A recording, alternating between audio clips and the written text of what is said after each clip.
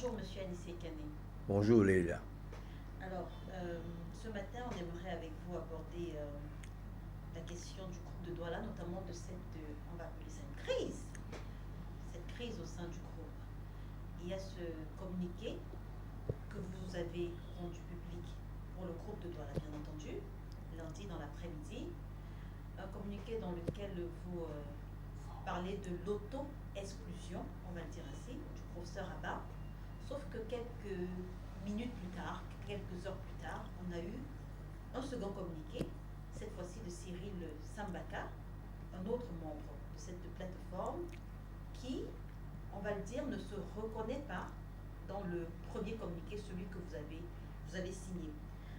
L'impression que ça donne, c'est que vous n'avez pas voulu associer Cyril Sambaka au premier communiqué. Pourquoi est-ce qu'il n'a pas été associé?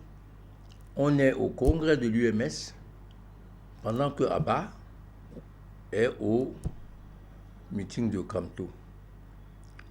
Et on a discuté de l'attitude de Abba, que Sambaka a fustigé, disant que c'est pas loyal, qu'il a une telle invitation sans nous prévenir. C'est d'abord le dernier venu du groupe, et aller y faire des déclarations partisanes, ayant pratiquement choisi son candidat, ce qui est antinomique avec la démarche du groupe de Douala, qui n'a pas fini son travail, qui est dans une démarche de rassemblement, donc qui est décrédibilisé à partir du moment où l'un de ses membres choisit a priori déjà son candidat. On a discuté au congrès de l'UMS. Ça s'est passé samedi après-midi. Dimanche est passé.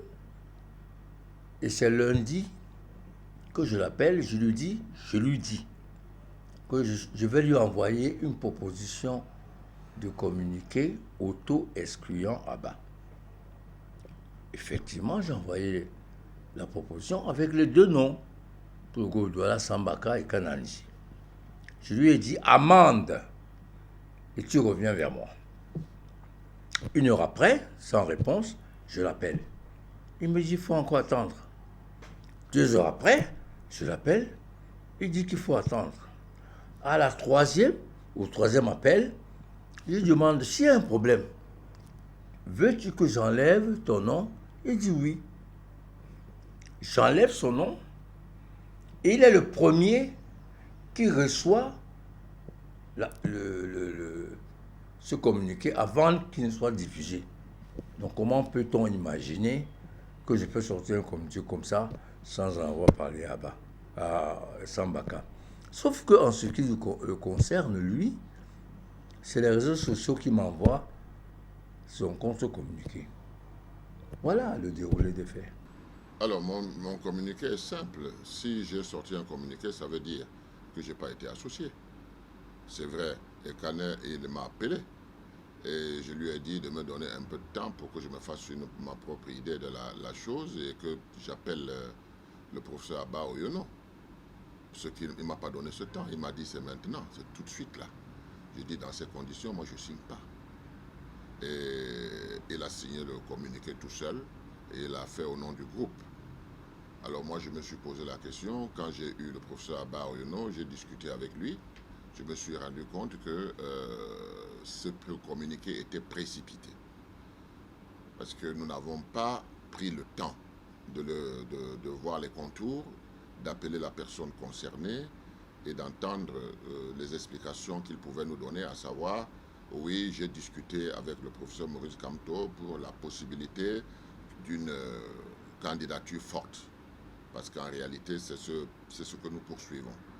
Donc, moi, à la fin de l'après-midi, quand je me suis rendu compte que vraiment, je ne pouvais pas m'associer à cela, parce qu'on devait discuter. Est-ce qu'il fallait un rappel à l'ordre? Est-ce qu'il fallait ci? Est-ce qu'il fallait ça?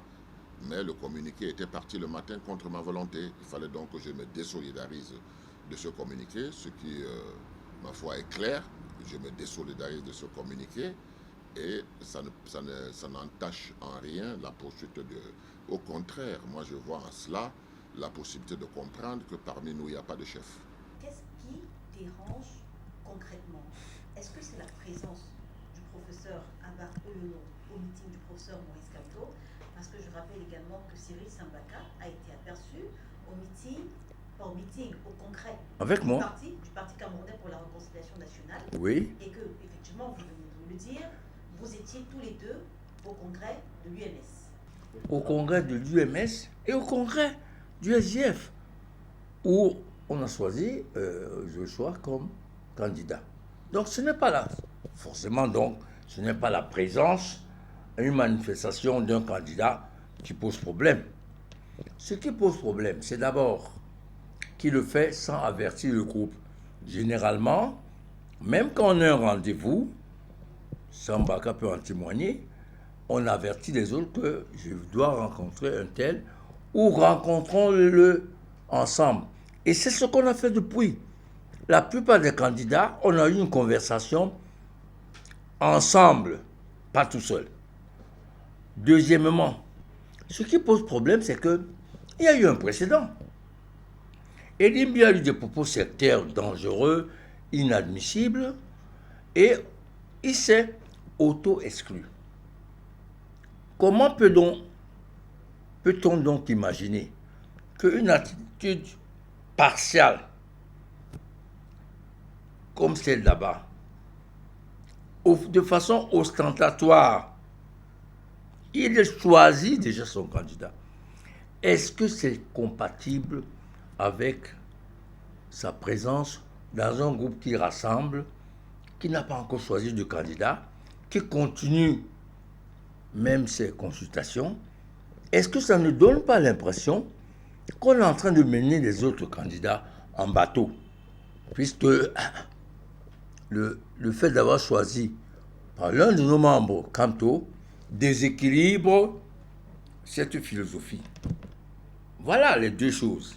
Le précédent de Nimbi et la philosophie du groupe qui empêche, on doit avoir chacun d'entre nous une préférence de candidat, mais qui nous empêche a priori d'afficher tant qu'on n'a pas fini. À quel titre le professeur Abba Oyono était au meeting de Paris? Est-ce qu'il y était en tant qu'homme public, professeur Abba Oyono, ou alors comme membre du groupe de Douala? Est-ce que vous avez été prévenu de son voyage? Cette question me fait sourire parce que cela suppose qu'on est dans un Ku Klux Klan. Nous avons des objectifs que nous devons poursuivre. Moi, je sors, je m'en vais voir Cabral Libi, je lui dis, ben voilà, on n'est pas encore clair dans cette affaire, qu'est-ce qu'on fait? Abba Oyono peut aller le faire avec Kamto s'il a des affinités avec lui. Anissé Kane peut aller le faire avec n'importe qui, pourvu que le but soit de rapprocher les gens. Alors, quand vous me posez la question de savoir si il était là pour le groupe de...